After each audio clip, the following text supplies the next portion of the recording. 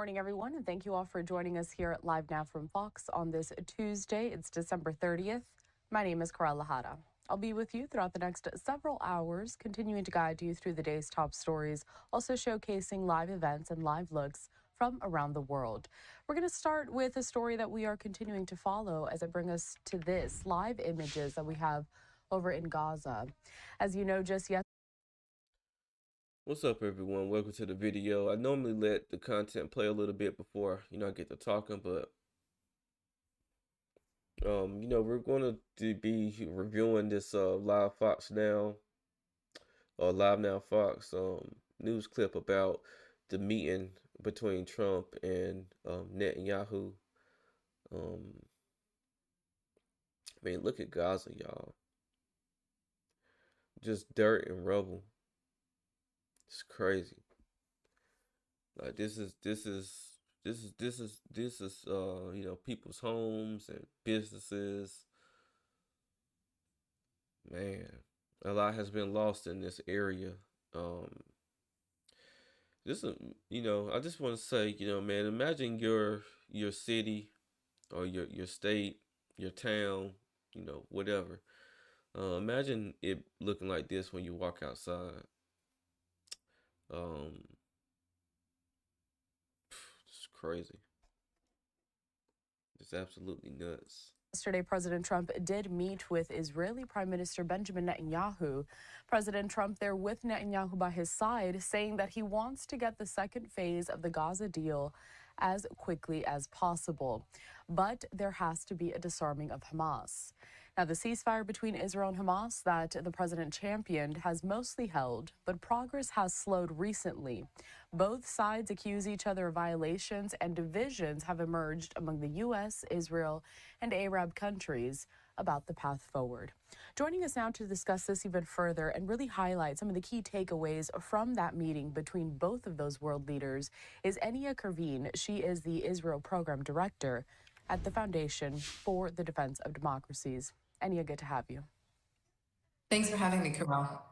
Of course. So let's start with that meeting. What was something that really stood out to you? Both those leaders did hold a press conference after the closed door talks.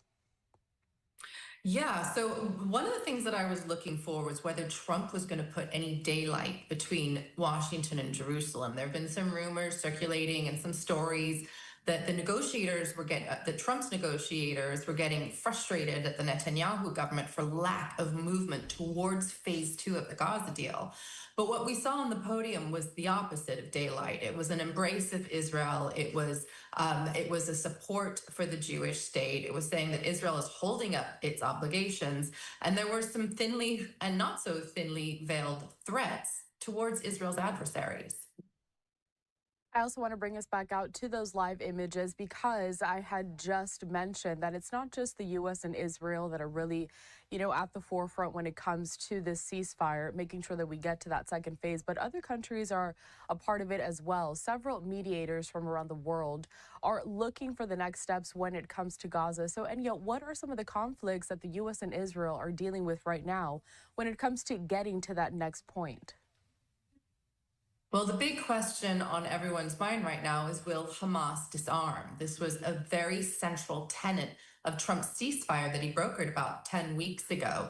And the 10 weeks of relative calm that has ensued since the ceasefire, the returning of the hostages, the entry of more aid into Gaza, all under the terms of the ceasefire, in which Hamas said it would step down, that it would disarm, and that it would transition to an agreed upon government. Now, Hamas is showing no signs of doing that. And in fact, they've said point blank that they're not willing to disarm. So that's the first point of contention. And I think that's. Yeah, I'm not sure if Hamas will disarm themselves. They've positioned themselves to be, a powerful group, and I'm not necessarily sure if that'll happen. Um, so man, I just look out and see all this, man. This is just it's just crazy, and it's just like a lot of this damage was done, with weapons from the United States, and I can't really look over that fact. But now these people have to live like this is their daily lives. I remember seeing certain clips and stuff on YouTube where people would still be living in the rubble buildings and stuff like that. Like they were partially blown up and damaged, and they would still be living in these facilities with their families. So it's pretty rough, man. It's pretty rough to look at, and this damage is for miles. Like this is just one of the live cameras that they have set up. Like as you can see, the damage is for miles, man. This place is getting bombarded. Um, it's just a casualty of a long-standing war, really. And I don't know if they really want to make Gaza like a tourist destination or what the end goal is for Gaza. But you gotta understand, man. It'll never be the same as it once was, and it may be used for capitalistic gains, some way or some form of fashion. What a lot of Israelis were worried about as this meeting was taking place is Trump going to force Israel's hand and make them move to the second phase of the plan before Hamas is disarmed? And what Trump said was no, that having Hamas disarm is a prerequisite for moving to phase two, which is, I think, what Netanyahu wanted to hear. And I want to get to the complexities when it comes to having Hamas disarm, because that is something that is needed to get to this second phase. But it's a lot more complex than just saying Hamas is going to disarm, when really the group is not showing any signs that it's going to do that. So really, what's it going to take to make sure that that happens? Well, you've got to the heart of it there, Karel. There are three mechanisms that the U.S. and Israel plan to set up in order to get to this place of disarmament and a better future for Gaza. One is the Board of Peace that the UN Generally Assembly endorsed, that Trump will preside over, this Board of Peace. The second is the International Stabilization Force. That will be the boots on the ground that will take care of security once Hamas steps down. And the third is this technocratic government that will take over in Gaza. Of course, Hamas has ruled Gaza for more than 15 years without elections, without any kind of democracy, and it's essentially made it a terror fortress. So unwinding those 15 years plus of the Hamas monopoly, replacing it with a safe government, making sure that there is going to be security for the citizens of Gaza, and then getting the international community on the same page to support all this and essentially midwife it into existence. These are huge challenges on the table. Yeah, I feel like they're huge challenges. Man, like that's gonna take a lot of work.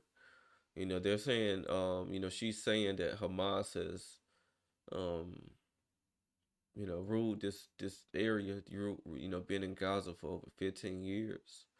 That's a lot of influence. That's like I said, that's a lot of power. Um, they've positioned themselves, to the point where, again, I'm not sure if they will ever disarm. So this may be going on, past my lifetime. Honestly, it's crazy. Something that I've posed to more of the experts that we've had on the program here. When we look back on the past 3 years and the fact that this latest ceasefire agreement, I mean, it's not the first one, it's just one of many. What kind of optimism is offered with this one? What's different that would make us believe that we could get to that second phase? Well, essentially, the big difference is that the US has been completely shoulder to shoulder with Israel during the Trump administration and since and leading up to the second ceasefire. I think that the conditions are ripe for a new reality in Gaza. The question is, can the Gazans stand up? Can they push back against Hamas? Is there another force that can come in and replace them? And will this terror organization finally put down its arms and leave? These are central questions, as the U.S. knows from its wars with ISIS and its battles it's fought against terrorist organizations abroad. It is a very difficult thing to accomplish to get an Islamic terrorist organization to relinquish control and allow for a new phase of leadership when it's had a monopoly on that territory for so long. It's interesting that you posed several questions when answering that last question because it's true, a lot of things are still up in the air. But Anya, do we have any kind of glimpse as to how those questions could be answered going forward? Yeah, we're getting glimpse. I mean, you have to kind of read between the lines. We have some names of a potential technocratic government that could take over in Gaza. These are positive signs. We do have countries that are now assembling in Israel at this joint command in the south of Israel to oversee what's going on there. That's a positive sign. You do have more Israelis who want to see an end to the war and want to see some sort of new modus operandi, modus vivendi to live with the Gazans. So you are seeing signals. It's slow. It's not a clear path, and it's fraught with political tensions and domestic politics in Israel. And of course, in 2026, there'll be an election year in Israel. So it's murky, it's not clear cut, but there are some positive signs. And I, for one, am optimistic as long as Trump and Netanyahu are able to stay on the same page as far as the big picture. And this press conference, Karel, showed me that there's still hope for progress in all of the departments that we've talked about. You know, we shall see. Um, this is something that's been going on for multiple years, same as the Ukraine and Russia conflict, and we shall see. Um, a lot of people, definitely question why the U.S. and Israel are, so close and intertwined, and I feel like it's a million questions and also a million different answers that can go to those questions. So we will see. I'm gonna go ahead and close out this video.